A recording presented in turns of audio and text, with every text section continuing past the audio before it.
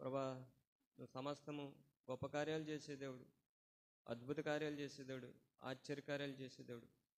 నీ కుమారుడైన యేసుక్రీస్తునందు మాకు చేసిన మేలు ఉపకారాలను బట్టి మిమ్మల్ని స్తుతిస్తున్నాం, మిమ్మల్ని ఆరాధిస్తున్నాం. ప్రభా, నిలబడతాను నేను ఎన్నిక లేని వాడిని, నిష్ప్రయోజకుడిని, పనికి మాలిన వాడిని. ప్రభా, అటువంటి నన్ను కూడా కనికరించో, కృపను అనుగ్రహించో, నీ సహవాసంలో నన్ను చేర్చుకున్నావు. ఈ సమయంలో ప్రభా, నీ యొక్క మహిమ కొరకు జ్ఞాపకం చేసుకోండి. కొరింథీయులకు రాసిన 2వ పత్రిక 13వ అధ్యాయం 8వ వచనం ప్రకారం, ఫిలిప్పీలకు రాసిన పత్రిక 4వ అధ్యాయం 13వ వచనం ప్రకారం నేను మీరే సహాయం చేయమని ప్రార్థన చేస్తున్నాను. మత్తయి సువార్త 10వ అధ్యాయం 20వ వచనం, యోహాను సువార్త 14వ అధ్యాయం 26వ వచనం, యోహాను సువార్త 16వ అధ్యాయం 13వ వచనాన్ని ఈ పరిచర్లో నెరవేర్చండి.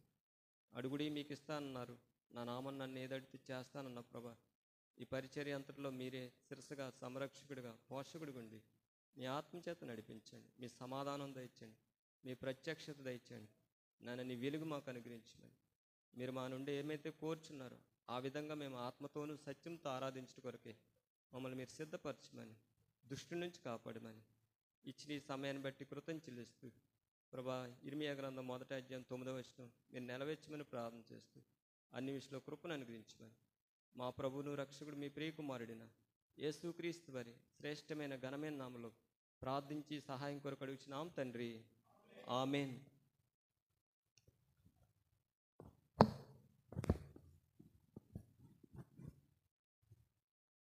పరిశుద్ధ గ్రంథంలోంచి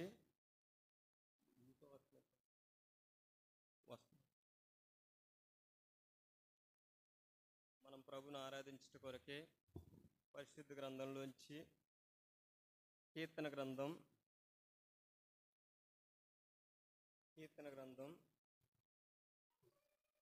138వ అధ్యాయము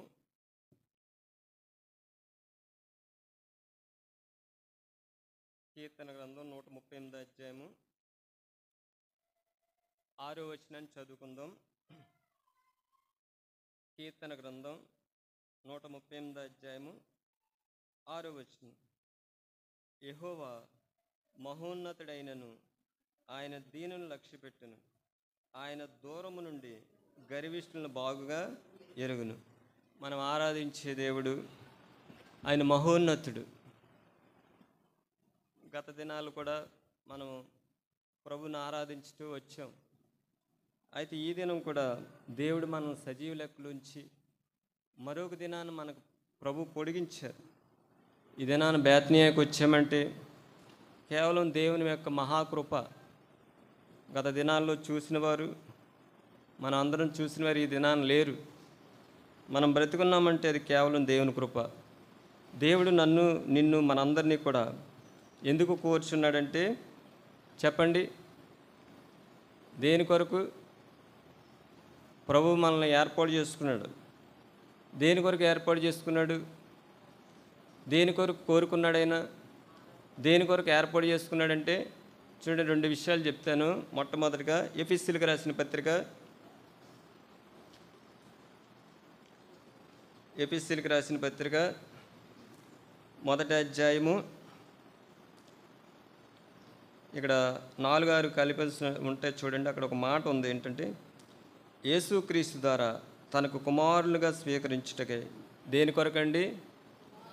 కుమారులుగా స్వీకరించుటకు. దేని కొరకంటే చూడండి, యేసుక్రీస్తు ద్వారా తనకు కుమారులుగా స్వీకరించుట కొరకై. రెండవదిగా చూస్తే యోహాను సువార్త 4వ అధ్యాయము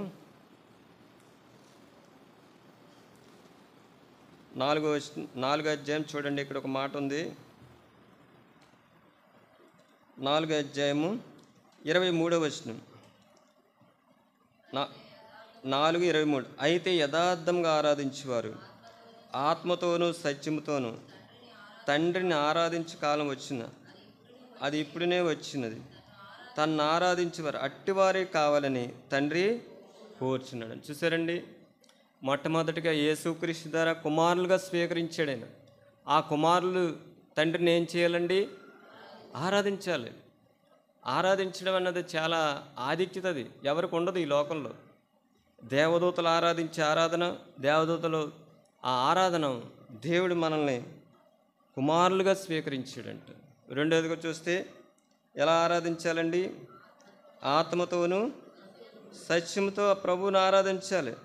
అట్టివారే కావాలని ప్రభు ఏం చేస్తున్నాడు? కోరుచున్నాడంట. కింద రాయబడ్డది వెతుకుచున్నాడని ఉంటుంది. నీవు నేను వెతికితే దొరికాం ప్రభుకి. ఊరికనే దొరికామండి? తప్పిపోయాం మనందరం. తప్పిపోయిన మనల్ని ప్రభు వెదకి రక్షించడానికి పరలోకాన్ని విడిచిపెట్టి ఈ లోకానికి వచ్చాడు ఆయన. పరలోకాన్ని విడిచిపెట్టాడు ఆయన. ఆ విడిచిపెట్టిన దేవుడు ఎటువంటి వాడంటే మహోన్నతుడు. దేవుడు ఎవరండి? మహోన్నతుడు. మహోన్నతుడు అంటే ఎటువంటి వాడు చూడండి. లేఖనాల ద్వారా కొన్ని విషయాలు తెలుసుకుని ప్రభువుని ఆరాధిద్దాం. మొట్టమొదటిగా చూడండి, దానియేలు గ్రంథం 4:17 చదవండి.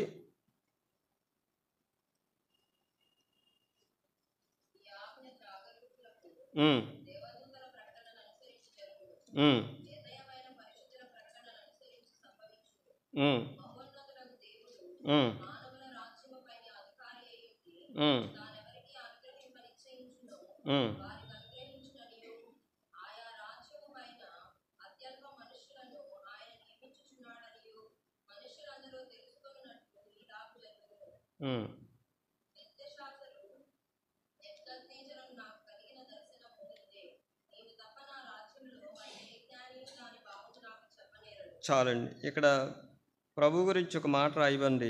మరలా చదవం అదే మాట. మహోన్నతుడగు దేవుడు మానవుల రాజ్యం పైనండి అధికారి. ఈ భూమి మీద ఎన్ని రాజ్యాలు ఉన్నాయో ఆ రాజ్యాలన్నిటి మీద అధికారం ఎవరికి ఉందంటే దేవుడికి ఉంది. ఆయన మహోన్నతుడు. కుటుంబంలో ఎవరికి అధికారం ఉంటుందండి? చెప్పాలి. భర్తకు అధికారం ఉంటుంది. ఒక పట్టణానికి ఎవరికి అధికారం ఉంటుంది? చెప్పాలి. గెలుచుకుంటారు కదా, చాలామంది ఓట్లేసి గెలిపిస్తారు. అవునండి.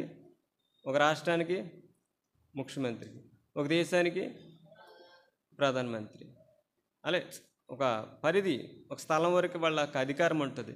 ఈయన గురించి ఏం రాయబడ్డదంటే ఇక్కడ చూడండి. అక్కడ చదవం మళ్ళీ ఆ మాట. దానియేలు గ్రంథం చదవ భాగాన్ని. మహోన్నతుడగు దేవుడు మానవుల రాజ్యం పైన అధికారి ఉండి, చూసారండి, అధికారి అయిన ఈ దేశంలో కానీ ఈ భూమి మీద ప్రతి ఒక్కరు పరిపాలిస్తున్నారండి. దేవుడు అనుగ్రహించాడు. ఆయన గురించి రాయబడ్డది. ఆయన ఎవరండి? మహోన్నతుడు. ఇంకో మాట ఉంది, ఆయన ఏలేవాడు, ఆయన ఏళ్తాడు. ఇక్కడ ఇంకో మాట రాయబడ్డది, చదవండి. చదవాలి. 5:21 కూడా చూడండి. 5:21. అప్పుడు అతడు మానవుల యుద్ధ నుండి తరంబడి పశువు వంటి మనసు గలవాడాయను. మహోన్నతుడగు దేవుడు మానవుల రాజ్యంలో ఏలుచు ఎవరిని స్థాపింపగోరినో వారిని స్థాపించినని అతడు తెలుసుకున్న వరకు అతడు అడవి గాడిల మధ్య నివసించి పశువులే గడ్డి మేయచ్చు ఆకాశం మంచు తడిసిన శరీరము గలవాడని. చూసారని తెలుసుకున్నాడు. ఒకప్పుడు అనుకున్నాడు ఇది నా ప్రభావము, నా రాజ్యం అనుకున్నాడు. ఈ రాజ్యం అంతటికి ఎవరిదండి? చెప్పాలి, దేవుంది. ఆయన ఏళ్తాడైన, ఆయన ఏలేవాడుగా ఉన్నాడు. ఆయనకు ప్రభుత్వం ఉంది. మహోన్నతుడకు దేవుడు. అటువంటి అధికారం గల దేవుడు ఎవరిని లక్ష్య పెడతాడండి? దీనుని లక్ష్య పెడతాడు. ఒక మాట ఉంటుంది చూడండి. దానియేలు గ్రంథం 4:17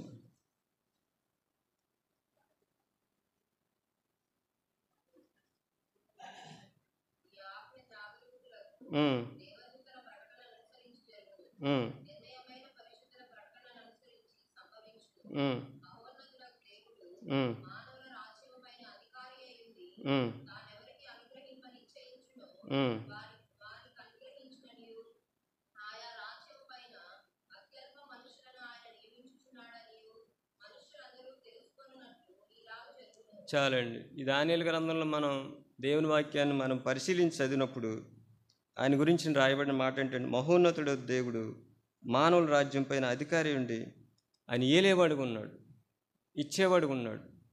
అందుకే బబులోను రాజు ఒక మాట అంటాడు చూడండి, 4వ అధ్యాయము చూడండి, అక్కడ ఒక మాట ఉంది, 2వ వచనం, 4:2.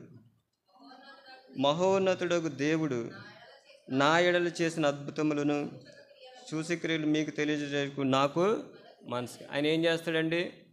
అద్భుతాలు సూచక్రియలు చేస్తాడంటే. ఆయన మానవుల రాజ్యం మీద అధికారి, ఏలేవాడు, ఇస్తాడైన. అటువంటి దేవుడు ఎవరిని లక్ష్య పెడతాడండి? దీనుని లక్ష్య పెడతాడంట, దీనుని లక్ష్య పెడతాడంట. అందుకే మనం చాలాసార్లు ప్రార్థన చేస్తూ ఉంటాం మహోన్నతుడి గురించి. చూడండి, ఇంకో మాట ఉంటుంది, కీర్తన గ్రంథం 57 అధ్యాయము మొదటి చూడండి, అంతకుముందు ఒక మాట తీయండి, కీర్తన గ్రంథం 91 తీయండి. కీర్తన గ్రంథం 91 మొదటి వచనం.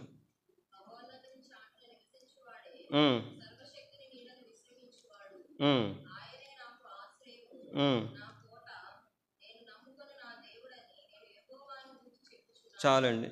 ఇక్కడ కూడా కీర్తనకారుడు 91 అధ్యాయంలో ఒక మాట ఉందండి, మహోన్నతిని చాటును నివసించేవాడే సర్వశక్తి నీడను విశ్రమించేవాడంట. మహోన్నతిని చాటును నివసిస్తే ఏం జరుగుద్ది? చూడండి, అక్కడ రాయబడ్డది ఇంకో మాట, 4వ వచనం చదవండి. ఆయన తన రెక్కలతో నిన్ను కప్పును, ఆయన రెక్కల కింద నీకేముందండి? ఆశ్రయం ఉందంట. ఆయన చాటును నువ్వు నివసిస్తే, కోడి చూడండి తన పిల్లల్ని రెక్కల చాటును కప్పుద్ది. ఎందుకంటే గెద్దలు, కాకులు, ఏమన్నా పిల్లులు ఏమన్నా వచ్చి ఎత్తుకోపోకుండా ఏం చేస్తుందండి? కోడి తన పిల్లల్ని రెక్కల కింద కప్పుద్ది. అంటే క్షేమం ఉంది, భద్రత ఉంది. ఇక్కడ కూడా ప్రభువు చూడండి, అక్కడ రాయబడిన మాట అంటే, ఆయన తన రెక్కలతో నిన్ను కప్పును, ఆయన రెక్కల కింద నీకు ఆశ్రయం కలుగుద్దండి. అందుకే మహోన్నతుని చాటు నివసించేవాడే సర్వశక్తి నీడను విశ్రమించేవాడు. ఆ పక్కన ఇంకో మాట ఉంటుంది చూడండి, 92వ అధ్యాయము మొదటి వచనం, 2వ వచనం చదవండి. యెహోవాను స్తుతించడం మంచిది, మహోన్నతుడా నీ నామమును కీర్తించుట మంచిది. చూసారండి, మహోన్నతుడా నీ నామమును కీర్తించుట మంచిది. కీర్తించాలి ఆయన్ని, అది మంచిదంట. అందుకే మనం మహోన్నతుడి గురించి ప్రార్థన కూడా చేస్తాం. చూడండి, కీర్తన గ్రంథం 57 అధ్యాయము మొదటి 2 వచనాలు. కీర్తన గ్రంథం 57 అధ్యాయం మొదటి 2 వచనాలు. నన్ను కరుణింపుము దేవా, నన్ను కరుణింపుము, నేను నీ శరణుచున్నాను. ఈ ఆపదలు తొలగిపో వరకు నీ రెక్కల నీడను శరణుచున్నాను. మహోన్నతుడైన దేవునికి, నా కార్యం సఫలం చేయి దేవునికి నేను మొరపెట్టి. ఈయన ఏం చేస్తాడని కార్యం సఫలపరుస్తాడు. అందుకే దావీదు ఎక్కడికి వచ్చాడంటే ఆయన రెక్కల కిందకు వచ్చాడంట. ఆయన రెక్కల కింద ఏముంది? ఆశ్రయం ఉంది. మనం ఎందా చదివాం ఆ భాగంలో, 91 అధ్యాయం 4వ వచనంలో చదివాం. ఆయన రెక్కలు మనకి ఏమవుతుంది? క్షేమం ఇస్తుంది, భద్రత ఇస్తుంది. అందుకే దావీదు అంటున్నాడు, నన్ను కరుణింపుము దేవా, నన్ను కరుణింపుము, నేను నీ శరణుజొచ్చున్నాను. ఈ ఆపదలు తొలగిపో వరకు నీ రెక్కల నీడను శరణుజొచ్చున్నాను. మహోన్నతుడైన దేవుడైన ఆ మహోన్నతుడిని మనం స్తుతించాలి. ఆ మహోన్నతుడికి మనం ప్రార్థన చేస్తాం, ఎందుకంటే మన కార్యం సఫలం చేసే దేవుడైన. అటువంటి మహోన్నతుడైన దేవుడు ఎవరిని లక్ష్య పెడతాడంటే దీనుని లక్ష్య పెడతాడు. ఈ దినాల్లో చూడండి, మనిషినే లక్ష్య పెట్టడు. అవునా కదండి? బాగా ఉద్యోగం ఉంది, డబ్బు ఉంది, అధికారం ఉంది, పట్టించుకుంటారా? చెప్పరేంటి? కానీ ఆయన మహోన్నతుడేయండి, రాజ్యాల మీద అధికారేయండి, ఏలేవాడేయండి. ఆయన స్థానము ఉన్నతమైంది. ఆ దేవుడు ఎక్కడ నివసిస్తాడు? యెషయా గ్రంథం 57 అధ్యాయంలో చూడండి, 15వ వచనం. అక్కడ కూడా రాయబడ్డది మహోన్నతుడి గురించి. యెషయా గ్రంథం 57 అధ్యాయం 15వ వచనం. మహాగణుడును, ఇక్కడ కూడా రాయబడ్డదండి. ఎవరండి ఆయన? మహాగణుడు, మహోన్నతుడు, పరిశుద్ధుడు, నిత్య నివాసి అన్నవాడు ఇలాగ సెలవిచ్చిన, నేను మహోన్నతమైన పరిశుద్ధ స్థలంలో నివసించేవాడు. ఆయన మహోన్నతుడు. ఆయనకు ఒక నివాస స్థలం ఉంది. ఆ స్థలం ఏంటంటే మహోన్నతమైన పరిశుద్ధ స్థలము. అటువంటి దేవుణ్ణి మనం ఆరాధిస్తున్నాం. మనల్ని ధన్యులుగా చేశాడు ప్రభు. ఆయన కార్యం సఫలం చేసే దేవుడు. ఆయన కార్యం చేసినప్పుడు మనం స్తుతిస్తాం.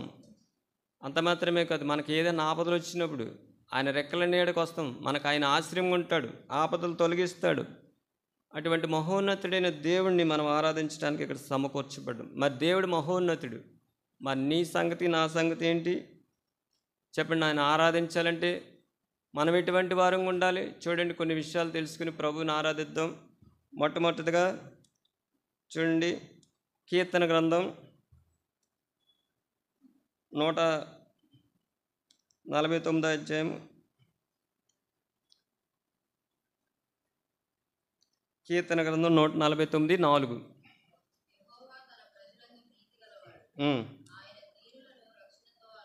చాలండి. దీనుడికి ఏమేస్తాడండి?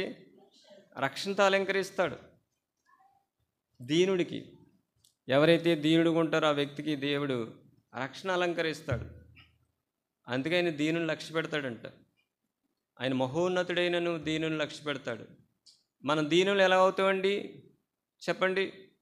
ప్రభు దీనుని లక్ష్య పెడతాడు. ఆయన మహోన్నతుడైన, అధికారి అయినా, ఏలేవాడైనా, కార్యం సఫలం చేసేవాడైనా, స్తుతులకు పాత్రుడైనా, మరి ఆయన దీనుని లక్ష్య పెడతాను. మన దీనత్వం ఎలాగొస్తుంది చూడండి.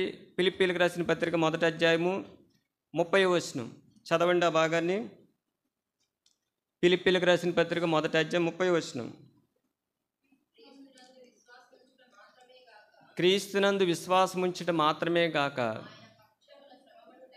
ఆయన ప్రక్షణం శ్రమపడుటయు. చాలండి. ఏం అనుగ్రహింపబడ్డాయండి? చాలామంది ప్రభునందు విశ్వాసం ఇస్తారు, బాప్తిసాలు తీసుకుంటారు, మారుమనసు పొందుతారు, రక్షింపబడతారు. కానీ కొన్ని శ్రమలు వచ్చేటప్పటికి ఏమైపోతారంటే ప్రభుని విడిచిపెట్టేస్తారు, ప్రభువుకు దూరస్తులైపోతారు. కానీ ఆ శ్రమలు మానవుడికి ఏం చేస్తుందంటే చూడండి, ఆ మాట కీర్తన గ్రంథం 70 అధ్యాయము చదవండి 5వ వచనం. కీర్తన గ్రంథం 70 అధ్యాయము 5వ వచనం. నేను శ్రమల పాలై దీనుడినైతిని. చూసారండి, శ్రమల మానవుడికి ఏం చేస్తుంది? దీనత్వం. ఎప్పుడైతే నువ్వు దీనుడు అయిపోతావో అప్పుడు దేవుడు నిన్ను ఏం చేస్తాడో లక్ష్య పెడతాడు. శ్రమలు మనకి ఏం కలగజేస్తుందండి? ఒక వ్యక్తిని దీనుడిగా చేస్తుంది. శ్రమల్లో చాలామంది బాధపడతారు. అనారోగ్యం వచ్చినప్పుడు, ఆర్థిక ఇబ్బందులు వచ్చినప్పుడు, అవమానం వచ్చినప్పుడు, నిందలు వచ్చినప్పుడు, బాధలు వచ్చినప్పుడు, తృణీకారం వచ్చినప్పుడు ఒకసారి ఏంటంటే ప్రభువుని విడిచిపెట్టా కూడా సిద్ధమవుతారు. కానీ ఒకసారి పరిస్థితులు అలాగ వస్తాయి. ఆ శ్రమలు మనకు అవసరం. ఆ శ్రమల్లో నువ్వేమవుతావు అంటే దీనుడు అయిపోతావు. దీనుడిని దేవుడు ఏం చేస్తాడంటే లక్ష్య పెడతాడు. అందుకే మనకు శ్రమలు అవసరం. ఆయన మహోన్నతుడైన ఆయన నేను లక్ష్య పెడుతున్నాడు. ఎప్పుడు లక్ష్య పెడతాడంటే నీకు వచ్చిన శ్రమలను బట్టి. ఆ శ్రమల్లో దేవుడు మనకు ఆశీర్వాదం కలగజేస్తాడు. ఎవరైతే దీనుడవుతాడో ఈ దినాన ప్రభువుని ఆరాధించడానికి యోగ్యుడు. ఆ దీనుడికి కొన్ని లక్షణాలు ఉన్నాయి చూడండి, లేఖనాల ద్వారా తెలుసుకుందాం. మొట్టమొదటిగా దీనుడికి దేవుడు ఏం ఇస్తాడంటే రక్షణ అలంకరిస్తాడు. రెండోది చూడండి, సామెతల గ్రంథం 3వ అధ్యాయం 34వ వచనం చదవండి. సామెతల గ్రంథం 3:34.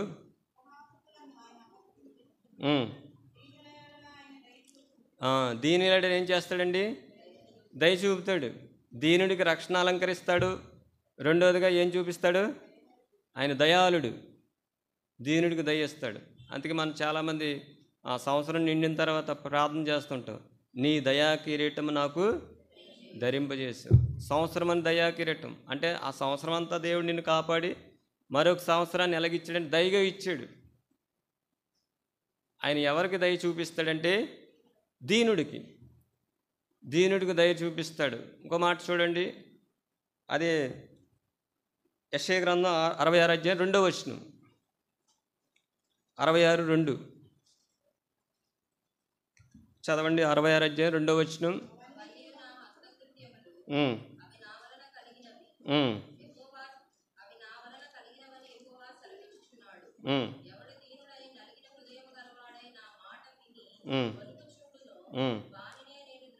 చాలండి. మహోన్నతుడు దృష్టిస్తాడు. ఈ లోకంలో ఎంతోమంది ఉంటారు, కానీ అందరినీ దేవుడు దృష్టి పెట్టాడు. ఎవరిని దృష్టిస్తాడండి? దీనుడికి దయ చూపిస్తాడు. దీనుడికి రక్షణ అలంకరిస్తాడు.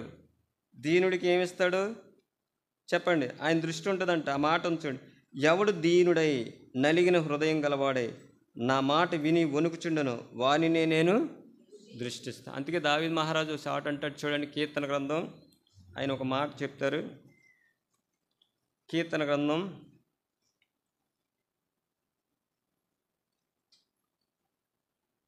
51 అధ్యాయము 17వ వచనం. 51:17. విరిగిన మనసే దేవునికి ఇష్టమైన బలులు, దేవా విరిగి నలిగిన హృదయము నీవు ఆలక్ష్యము. చూసారండి, హృదయం నలిగిపోద్ది ఎప్పుడండి? శ్రమలను బట్టి. శ్రమలు వస్తాయి. ఒక ప్రభువునందు విశ్వాసం ఉంచిన వ్యక్తి, మారు మనసు పొందిన వ్యక్తి, రక్షింపబడిన వ్యక్తి ఏమీ చేయలేడు, ఎదిరించలేడు. ఎందుకని చెప్పండి? ఒక వ్యక్తి ఎప్పుడైతే మారు మనసు పొందుతాడో ఆ వ్యక్తి పాపం విషయమే చనిపోతాడు. ఒక వ్యక్తి ఎప్పుడైతే మారు మనసు పొందుతాడో ఆ వ్యక్తి దేని విషయమే చనిపోతాడండి? పాపం విషయమే చనిపోతాడు. ఆ పాపం చేసిన వ్యక్తి చనిపోతాడు. ఇంకా పాపం చేయలేడు. ఆ పాపం చేసిన వ్యక్తి చనిపోయాడు కదా, చనిపోయిన వ్యక్తిని ఏం చేయాలండి? బాప్తిసం ద్వారా పాతి పెడతారు. అది రోమీయులకు రాసిన పత్రికలో ఉంటుంది 6వ అధ్యాయంలో. ఒక వ్యక్తి ఎప్పుడైతే మారు మనసు పొందాడో పాపాల విషయమే చనిపోతాడు. ఇంకా చచ్చిపోయిన వ్యక్తిని ఏం చేయాలండి? చెప్పాలి. చచ్చిపోయిన వ్యక్తిని ఏం చేయాలి? పాతి పెట్టాలి. బాప్తిసంలో పాతి పెట్టబడతాడు. అందుకే ఆ నీటిలో ముంచి ఏం చేస్తారండి? లేపుతారు. కాగా ఎవడైనా క్రీస్తునందున్నాడలా వాడు నూతన సృష్టి అయిపోతాడు. ఇంకా ఒక వ్యక్తి నిజమైన మారు మనసు పొందితే ఆ వ్యక్తి పాపం విషయమే చచ్చిపోతాడు. ఇంకా పాపం చేయలేడు. చచ్చిపోయిన వ్యక్తిని ఏం చేస్తారండి? ఏం చేయాలి? సమాధి. అందుకే దావీదు మహారాజు అంటున్నాడు చూడండి, కీర్తన గ్రంథం 51:17. విరిగిన మనసే దేవునికి ఇష్టమైన బలు, దేవా విరిగి నలిగిన హృదయం నీవు ఆలసించేవు. అంతగా కీర్తనాకారుడు ఇంకో మాట అంటాడు. కీర్తన గ్రంథం 86వ అధ్యాయము 1వ వచనం చదవండి. చూసారండి, దావీదు ఏమంటున్నాడు?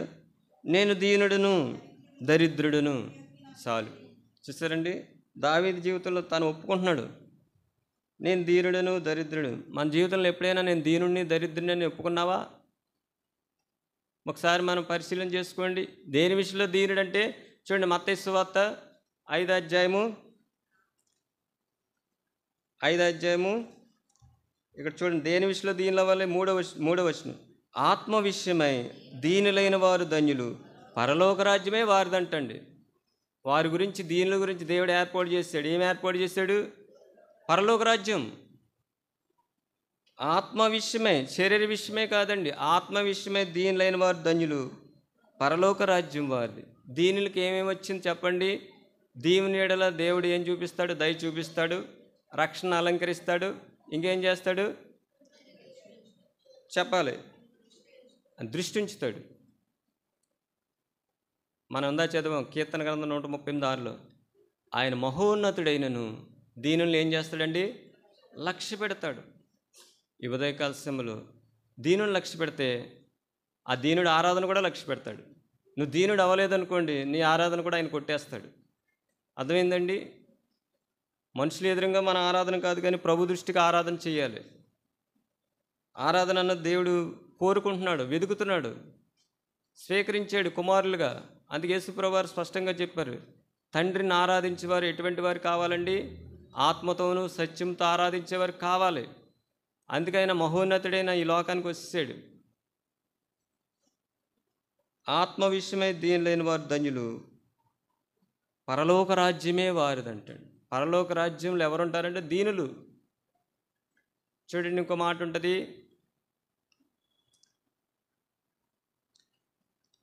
కీర్తన గ్రంథం 38 చదవండి. ఒక మాట ఉంటుంది 34. ఈ దీనుడు మొరపెట్టగా, చదవండి ఆ మాట. ఈ దీనుడు మొరపెట్టగా. చాలండి. చూసారండి, దీనుడు మొరపెడితే దేవుడు ఏం చేస్తాడు? ఆలకిస్తాడు. ఆయనేమో అక్కడ ఉంటాడు, మహోన్నతుడు. మహోన్నతమైన స్థలాల నుండి దేవుడు ఈ భూమి మీద దీనుడు మొరపెడితే ఆలకిస్తాడంట. ఈ దీనుడు మొరపెట్టగా యెహోవా ఆలకించును, అతని శ్రమలన్నిటిలో నుండి అతన్ని రక్షిస్తాడు. దీనుడికి శ్రమలు ఉంటాయి. మనం ఇందా చదువు ఫిలిప్పీయులకు రాసిన పత్రిక 1:30 ఆయన యందు విశ్వాసం ఉంచడం మాత్రమే కాదు, ఏమున్నాయండి? శ్రమలు ఉన్నాయి. ఆ శ్రమలు మనకు అవసరం. నాకు ఈ సంవత్సరం వాగ్దానం కూడా అదే వచ్చింది. యోబు గ్రంథంలో వచ్చింది, గాయాల గురించి వచ్చింది. చూడండి, నా వాగ్దానం ఒక మాట ఉంది. యోబు గ్రంథం మరి యజ్రాన్న కూడా వచ్చినట్టుంది ఆ వాగ్దానం. యోబు గ్రంథం 5:19. 6 బాధల్లో నుండి ఆయన నిన్ను విడిపించును, 7 బాధలు కలిగిన నీకేకేడు తగలదు. బాధలు వస్తూ ఉంటాయి. బాధలు, ఈ బాధలు మనకి ఏం చేస్తాయంటే దేవుని దృష్టికి కనబడతాడు మానవుడు. మనకు బాధల్లో ఒకసారి తట్టుకోలేం, కానీ ప్రభు చెప్పారు దీనుని లక్ష్య పెడతాడు. శ్రమలు ఉన్నాయి, ఆపదలు ఉన్నాయి. ఆ దీనుడు ఇక్కడ దీనుడిగా ఉంటే పరలోక రాజ్యానికి వెళ్ళిపోతాడు. ప్రభు లక్ష్య పెడతాడు. ఈ సమయంలో దీనుడికి ఇంకేం అనుగ్రహిస్తాడు చూడండి. పేతురు రాసిన మొదటి పత్రిక ఒక మాట ఉంది. పేతురు రాసిన మొదటి పత్రిక 5:5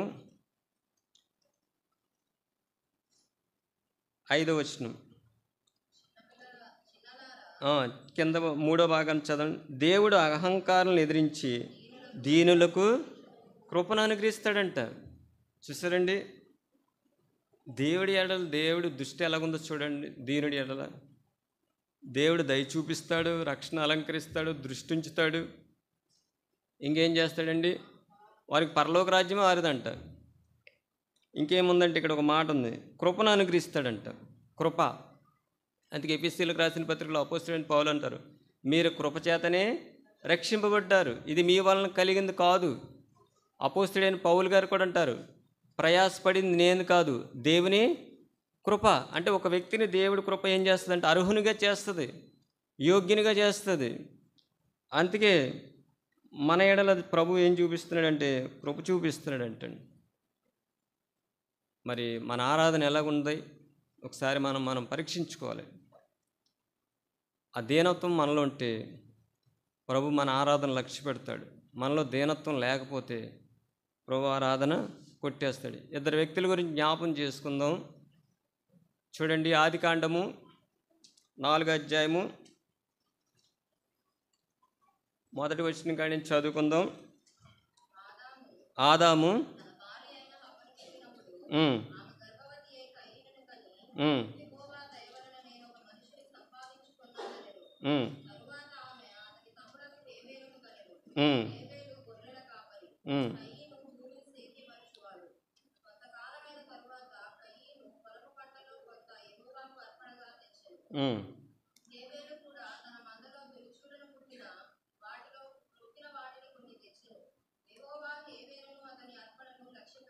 చాలండి. చూసారండి, దేవుడు లక్ష్య పెట్టే దేవుడు. వ్యక్తిని లక్ష్య పెడతాడు, అర్పణ కూడా లక్ష్య పెడతాడు. నువ్వు ఆరాధిస్తున్నావు బేతనీయకు వచ్చి, గత దినాల్లో నీ జీవితం ఎలాగుంది,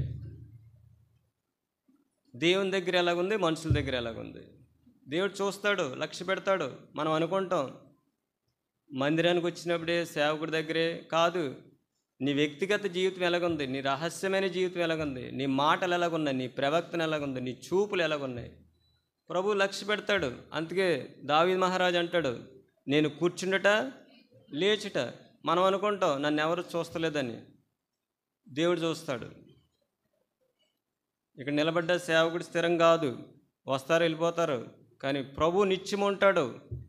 ప్రభు కనుదృష్టిలో ఉన్నాం మనం. చూడండి, అక్కడ కూడా వారి అర్పణలు దేవుడు ఏం చేశాడని చూడండి. 4వ ఏబేలు కూడా తన మందల్లో తొలిసూలు పుట్టిన వాటిలో కురవిన వాటిని కొన్ని తెచ్చును. యెహోవా ఏబేలుని అతని అర్పణనే, ముందు ఏబేలు తెచ్చిన అర్పణ కూడా ఆయన ఏం చేశాడు, లక్ష్య పెట్టాడు. 5వ కయ్యేనును అతని అర్పణను ఆయన లక్ష్య పెట్టలేదంటండి. మనం కానుకలు ఇచ్చినా ఏది ఇచ్చినా దేవుడు లక్ష్య పెట్టేటట్టు మనం జీవించాలి. ఒక వ్యక్తి ఎప్పుడైతే దీనుడిగా ఉంటాడో ఆ దీనుడిని దేవుడు ఏం చేస్తాడు? లక్ష్య పెడతాడు. దీనుని లక్ష్య పెడతాడు. అక్కడ ఏబేలు గురించి రాయబడ్డది. ఏబేలును అతని అర్పణను లక్ష్యపెట్టి. ఎందుకు లక్ష్య పెట్టాడు ప్రభు? చూడండి అక్కడ రాయబడ్డది 4వ వచనం. ఏబేలు కూడా తన మందలో తొలుసూలిన పుట్టిన వాటిలో క్రొవ్విన వాటిని, తొలుసూలు పుట్టిన వాటిలో తీసుకున్నాడు, వాటిలో మళ్ళీ క్రొవ్విన వాటిని తీసుకున్నాడు. చూడండి ఎటువంటి అర్పణ అర్పించాడైనా? తొలుసూలు పుట్టింది మొట్టమొదటిది, ఆ మొట్టమొదటిలో మళ్ళీ వాటిలో క్రొవ్విన వాటిని శ్రేష్టమైన బలి ఇచ్చాడు. అందుకే ఎబ్రీయులకు రాసిన పత్రికలో ఏబేలు గురించి రాయబడ్డది. చూడండి ఎబ్రీయులకు రాసిన పత్రిక 11వ అధ్యాయము, ఎబ్రీయులకు రాసిన పత్రిక 11వ అధ్యాయము చదవండి 4వ వచనం. విశ్వాసమును బట్టి ఏబేలు ఏముందండి? ఏబేలు ఏముంది? విశ్వాసం ఉంది. శ్రేష్టమైన ఇచ్చాడు, క్రొవ్విన వాటిలో శ్రేష్టమైన ఇచ్చాడు. చదవండి ఆ భాగాన్ని మరలా. విశ్వాసమును బట్టి హేబేలు, చాలండి, విశ్వాసం బట్టి. కయ్యనులు ఏమి లేదు, విశ్వాసం లేదు. అందుకే ఒక మాట ఉంది, విశ్వాసం కానిది ఏదో అదే పాపం అంటండి. ఆ మాట చూడండి రాయబడ్డది.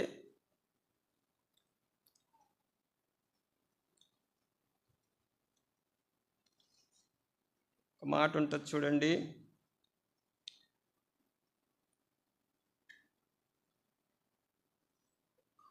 రోమీలకు రాసిన పత్రికలో చూడండి. రోమీలకు రాసిన పత్రిక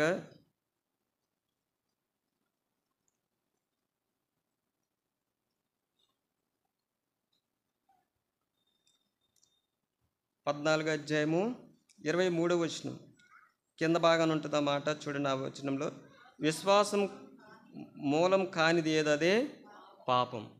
అంటే హేబేలులో విశ్వాసం ఉంది, దేవుడు లక్ష్య పెట్టాడు, శ్రేష్టమని ఇచ్చాడు. కానీ కయ్యేలు ఏం లేదండి, విశ్వాసం లేదు, కానీ పాపం ఉంది.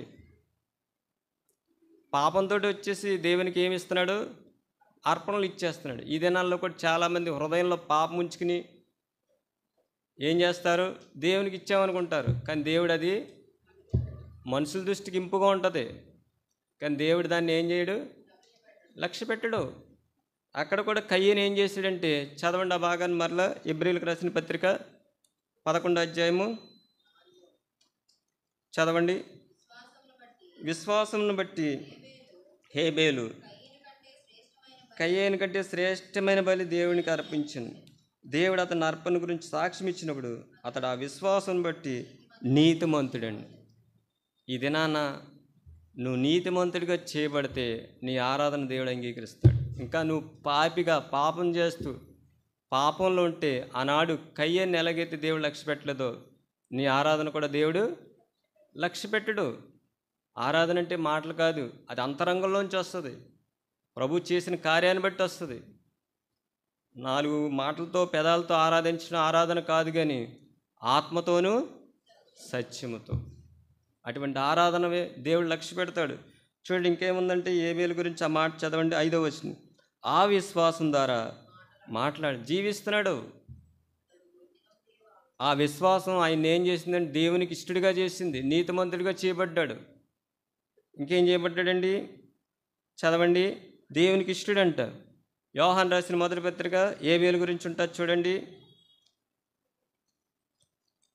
యోహాను రాసిన మొదటి పత్రిక 3వ అధ్యాయము 11, 12 వచనాలు. మనం ఒకరినొకడు ప్రేమింపవలనదే మొదటి నుండి మీరు వినిన వర్తమానమే కదా. మనము కయ్యేను వంటి వారమై ఉండకూడదు. కయ్యేను వంటి వారు ఉండకూడదు. 2వది చదవండి. వాడు దుష్టిని సంబంధి తన సహోదరుడిని చంపాడు. ప్రేమ ఎక్కడైతే ఉండదో అక్కడ ద్వేషం ఉంటుంది, అక్కడ కలహం ఉంటుంది, అక్కడ ఏముంటుందండి? నరహత్య ఉంటుంది. అందుకే చూడండి అక్కడ మాట ఉంది, మనము కయ్యేను వంటి వారమై ఉండరాదు. వాడు దుష్టిని సంబంధి తన సహోదరుని తమ్ముడినే చంపేశాడు. చూడండి అక్కడ ఇంకో మాట ఉంది, వాడు అతన్ని ఎందుకు చంపెను? తన క్రియలు చెడ్డ క్రియలు, కయ్యేను క్రియలు చెడ్డ క్రియలు చేస్తున్నాడు, కానీ దేవునికి ఏం తెస్తున్నాడండి? అర్పణ తెస్తున్నాడు. హేబేలు గురించి రాయబడ్డది చూడండి, తన సహోదరుని క్రియలు నీతి గలవే. హేబేలు క్రియలు ఎటువంటి అండి? నీతి క్రియలు. విశ్వాసం ఉన్నవాడు, ఇష్టుడు, నీతిమంతుడు. యేసుప్రభువు వారు కూడా సందర్భంలో అంటారు, మత్తయి సువార్త 23:35 చూడండి, హేబేలు గురించి మాట్లాడతారు ఆయన. మత్తయి సువార్త 23:35 23:35 నీతిమంతుడైన హేబేలు రక్తం మొదలుకొని. చూసారండి, హేబేలు ఎవరండి? నీతిమంతుడు. ఈ ఉదయకాల సమయంలో కయ్యేను ఎటువంటి వాడంటే చెడ్డక్రియలు చేసేవాడు, తన సహోదరుని చంపాడు. అంత మాత్రమే కాదు, ప్రేమ లేనివాడు. సహోదరుని చంపేశాడంటే ఏం లేదండి? ప్రేమ లేదు, విశ్వాసం లేదు. విశ్వాసం కానిది ఏది అదే పాపం. ఆ మాట అక్కడ రాయబడ్డది చూడండి, యోహాను మొదటి పత్రిక 3:8. యోహాను రాసిన మొదటి పత్రిక 3:8. అపవాది మొదటి నుండి పాపం చేస్తున్నాడు కనుక పాపం చేయవాడు అపవాది సంబంధి. కయ్యని ఎవరి సంబంధి అండి? అపవాది సంబంధి. చెడ్డ క్రియలు ఉన్నాయి, తమ్ముడిని చంపాడు, ప్రేమ లేనివాడు. కానీ ఏం తీసుకొచ్చాడు? అర్పణ తీసుకొచ్చాడు. దేవుడు అతన్ని లక్ష్య పెట్టలేదు, తన అర్పణ కూడా లక్ష్య పెట్టలేదు. అయితే హేబేలు విషయంలో హేబేలుని లక్ష్య పెట్టాడు, హేబేలు అర్పణ కూడా లక్ష్య పెట్టాడు. మన ఆత్మీయ జీవితంలో మనం కూడా ఇంకా పాపంలో ఉండి పాపం చేస్తూ ప్రభువుని ఆరాధిస్తున్నామని మనం మోసుకొచ్చుంటే దేవుడు ఏం చేస్తాడంటే దాన్ని లక్ష్య పెట్టాడు. అందుకే ప్రభు మనల్ని ఎవరిని లక్ష్య పెడతాడండి? దీనుణ్ణి. మనం దీనులుగా చేయడానికి ప్రభువు ఏం చేశాడంటే పరలోకం నుండి ఈ లోకానికి వచ్చాడు. ప్రయాసపడి భారం మోసుకుంటున్న సమస్త జనులారా నా యొద్దకు రండి, నేను మీకు విశ్రాంతినిస్తున్నా. ఆయన ఎటువంటి వాడండి? దీన మనసు గలవాడంట. మనల్ని కూడా దీనుడిగా చేయడానికి ప్రభు శ్రమల పాలైపోయాడు. ముఖం మీద ఉమ్మేయించుకున్నాడు, చెంపదెబ్బలు కొట్టించుకున్నాడు, అవమానం పొందాడు, నిందింపబడ్డాడు, దూషింపబడ్డాడు. ఆయన గురించి ఒక మాట ఉన్నది చూడండి, యాకోబు రాసిన పత్రికలో ఒక మాట ఉంటుంది. యాకోబు రాసిన పత్రిక 5:6 మీరు నీతిమంతుడైన వారికి శిక్ష విధించి చంపు, అతడు మిమ్మను ఎదిరించడు. నీతిమంతుడు ఎదిరించడు, దీనుడు అనమాట. యేసుప్రభువు వారు కూడా అన్యాయం తీర్పు తీర్చుతున్నా, ముఖం మీద ఉమ్మేసిన, చెంపదెబ్బలు కొట్టినా, ముళ్ళ కిరీటం పెట్టినా ఆయన ఎలా అయిపోయాడండి? గొర్రెపిల్ల వల్ల మౌనం అయిపోయాడు. మొదక తేబడి గొర్రెపిల్ల ఎలాగైతే మౌనంగా ఉంటుందో, దీనుడు. మనల్ని దీనులుగా చేయడానికి ఆయన ఈ లోకానికి వచ్చాడు. అహంకారాలను ఎదిరించి దీనులకి ఏమిస్తాడండి? కృపిస్తాడు, దయ చూపిస్తాడు, రక్షణ అలంకరిస్తాడు, దృష్టి ఉంచుతాడు, ప్రార్థన ఆలకిస్తాడు. మరి నా జీవితంలో ఆయన మన యందు విశ్వాసం ఉంచడం మాత్రమే కాదు, శ్రమలు మనకి ఏం చేసిందంటే దీనత్వం కలగజేసింది. ఆ దీనుడిని దేవుడు ఏం చేస్తాడంటే లక్ష్య పెడతాడు. దీనుడిని లక్ష్య పెడతాడు, దీనుడు చేసే ఆరాధన కూడా దేవుడు ఏం చేస్తాడండి? లక్ష్య పెడతాడు. మరి అటువంటి మహోన్నతుడైన దేవుడు నిన్ను నన్ను లక్ష్య పెట్టాడు, మనం దీనులుగా చేసాడు. మన ఆరాధన కూడా ప్రభు లక్ష్య పెడతాడు. అందుకొరకే యేసుప్రభువు వారు ఈ లోకానికి వచ్చి మన పాపాల కొరకు ఆయన శిలువపై మరణించాడు, సమాధి చేయబడ్డాడు. సమాధిలోంచి 3 దినాలు లేచి ఎక్కడికి వెళ్ళాడండి? పరలోకానికి వెళ్ళాడు. సమరయ స్త్రీతో మాట్లాడుతూ చెప్తున్నాడు ఆయన, దేవుడు ఆత్మ గనుక ఆయన ఆత్మతోనూ సత్యంతోనూ ఆరాధన. అటువంటి ఆరాధన ప్రభు కోరుచున్నాడు. మరి మనలా దీనత్వం, మరి ఆ రక్షణ అలంకారము, మరి యొక్క ఆయన దృష్టి, ఆయన లక్ష్య పెట్టే విధంగా మన జీవితం ఉంటే ప్రభు మన ఆరాధన కూడా అంగీకరిస్తాడు. ఆనాడు హేబేలుని ఎలాగైతే అంగీకరించాడు మనల్ని కూడా అంగీకరిస్తాడు. అటువంటి కృప దేవుడు ఇచ్చును గాక.